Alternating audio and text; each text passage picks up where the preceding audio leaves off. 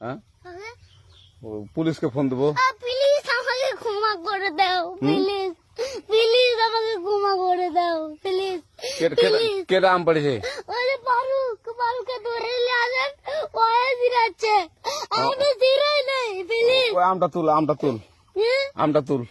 কোনটা আম? হ্যাঁ এই যে এই যে আম, আর এই যে এই যে আম, এই যে আম, এই যে এই যে আম, ওরা জিরে দিছে, আপনি জিরে নেই, প্লিজ।